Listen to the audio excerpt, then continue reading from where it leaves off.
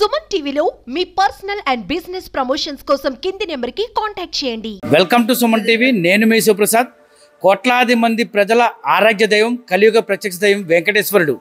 ఈ వెంకటేశ్వర స్వామిని ప్రతినిత్యం కూడా తిరుపతిలో కోట్లాది మంది భక్తులు దర్శనం చేసుకుంటూ ఉంటారు.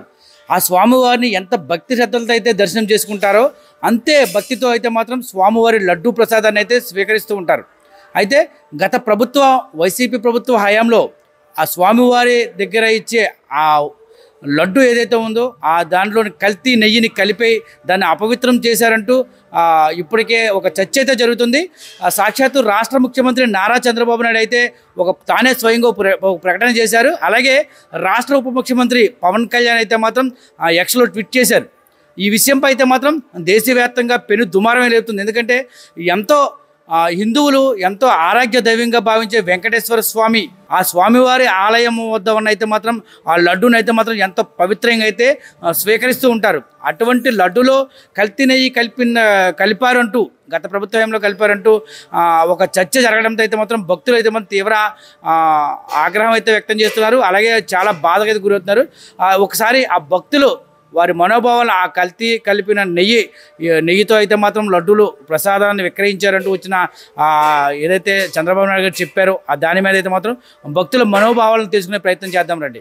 తిరుపతి వెంకన్న ఆలయంలో అయితే మాత్రం ఆ లడ్డూని ఒక జంతువులకు సంబంధించిన నెయ్యితో అయితే ఆ కొవ్వుతో జంతువులతో తయారైన కొవ్వుతోనే ఆ నెయ్యిని ఉపయోగించి అయితే లడ్డూని తయారు చేస్తున్న ఇప్పటికే దేశవ్యాప్తంగా అయితే మాత్రం ఒక అంశం అయితే జరుగుతూ ఉంది. అంటే సాక్షాత్తు రాష్ట్ర ముఖ్యమంత్రి నారా చంద్రబాబు నాయుడు స్వయంగా తానే ప్రకటించారు. ఈ విషయం మీద పవన్ కళ్యాణ్ కూడా ట్వీట్ చేయడం జరిగింది. అసలు ఏమనుకుంటున్నారు, అంత పవిత్రమైన ప్రదేశం తిరుపతి, కోట్లాది మంది రోజు స్వామివారిని దర్శించుకుంటారు, అంతే పవిత్రతో ఆ లడ్డూను కూడా స్వీకరిస్తారు. దానిలో ఆ లడ్డూలో ఒక కల్తీ నెయ్యి జరిగిందంటూ ఆ ప్రసాదాన్ని అపవిత్రం చేశారంటే అయితే మాత్రం చెప్తున్నారు. అసలు దీనిపైన మీరు ఏమనుకుంటున్నారు, ఏ విధంగా స్పందిస్తున్నారు? ఓం నమో వెంకటేశాయ. కోట్లాది మంది భక్తులు ఎంతో పవిత్రంగా ఆరాధించే సాక్షాత్తు కలియుగ దైవమైనటువంటి శ్రీ వెంకటేశ్వర స్వామివారు ఎంతో పవిత్రంగా ఉండే పద్ధతిలో అంతే పవిత్రంగా తీసుకునేటువంటి లడ్డూ ప్రసాదం విషయంలో, అంటే సాక్షాత్తు దేవుడు రాడు గనక లడ్డూ ప్రసాదాన్నే ఆయన స్వయంగా ఆయన చేతితో ఇచ్చినట్టుగా భావించే పరమ భక్తులు ఉన్నటువంటి ఈ యొక్క వెంకటేశ్వర స్వామి ఆలయంలో ఈ లడ్డూ తయారీలో అనేక విధాలైన కల్తీలు జరిగాయని చెప్పేసి తెలిసి మనసు ఎంతో బాధపడే అసలు నోటమ్మట మాటే రావట్లేదు. ఇది కాకుండా ఉంటే బాగుండు, ఇటువంటి పరిస్థితి రాకుండా ఉంటే బాగుండు, సాక్షాత్తు భగవంతుడి ప్రసాదంలో కూడా కల్తీ జరుగుతుందంటే ఇంకా ఏమి చేయగలం అనే తీవ్ర మనోభావాలు, మనోవేదన ఎక్కువైపోయింది. సాక్షాత్తు వెంకటేశ్వర స్వామి వారి యొక్క ప్రసాదాన్నే కల్తీ చేస్తే ఇంకా మనమెంత, ఈ ఉద్దేశంతో ఏ ప్రభుత్వం కానివ్వండి, ఎవరు కానివ్వండి, భక్తుల మనోభావాలు దెబ్బతినే విధంగా ఎవరు కూడా ప్రవర్తించకూడదు. ఈ విషయాన్ని తీవ్రంగా ఖండిస్తూ దీనిలో ఎంతో కొంత పాపం తగ్గాలని చెప్పేసి మేము ప్రతి ఆలయంలోనూ ప్రతి ఇంట్లోనూ కూడా 108 సార్లు నమో వెంకటేశ అని జపిస్తూ సాయంత్రం ప్రతి ఇంటి ముందు కూడా దీపాలు పెట్టి కొద్ది గొప్ప ఉపశమనం కలిగేలాగా చేస్తున్నాం. ఇటువంటి పరిస్థితులు ఇక ముందు రాకూడదని ఆ భగవంతుని కూడా కోరుకుంటూ మా యొక్క మనోభావాలు తెలియజేసుకుంటున్నాం. ఓం నమో వెంకటేశాయ. నా పేరు సుబ్రహ్మణ్యం, అడ్డదగల గ్రామం, అడ్డదగల మండలం. నేను ఒక ఆలయ పురోహితుడిని.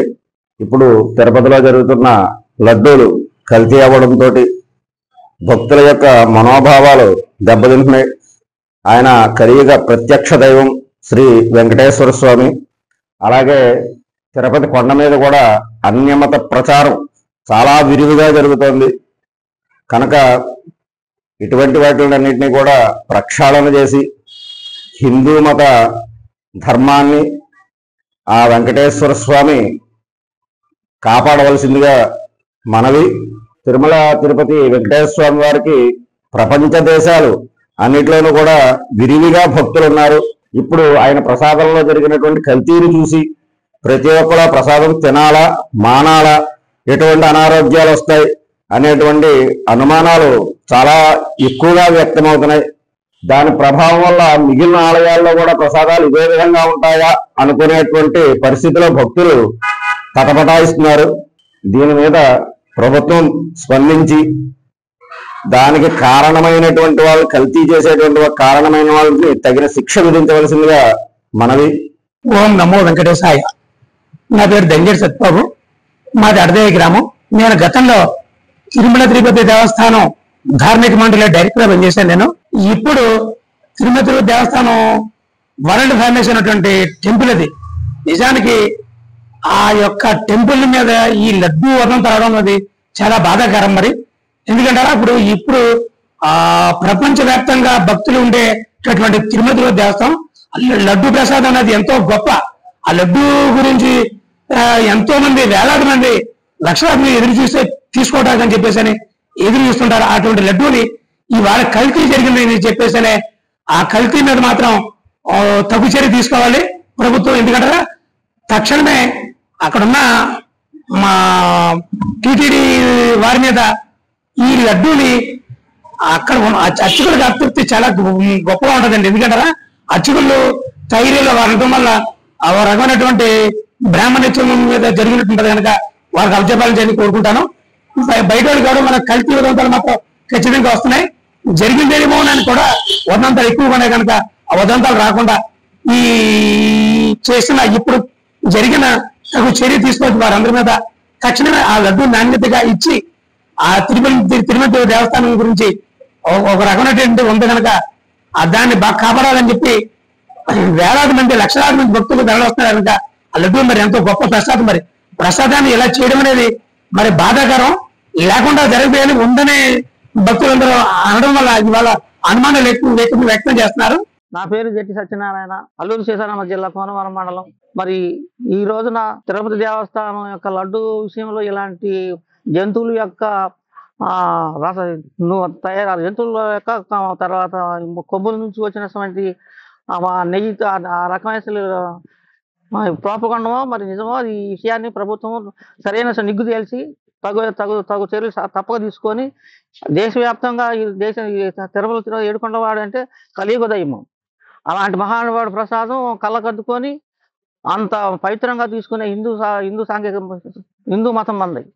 అలాంటి మతంలో ఉన్నటువంటి మనము ఈ రోజున ఇలాంటి వినేసరికి గుండెలో తద్దరిల్లేని పరిస్థితి ఏర్పడ్డది. అందుచేత ఈ విషయాన్ని ప్రభుత్వం వారు నిగ్గు తేల్చి నిజాలు బయటకు తీసుకొచ్చి న్యాయం చేయాలని ప్రభుత్వాన్ని కోరుతున్నాం.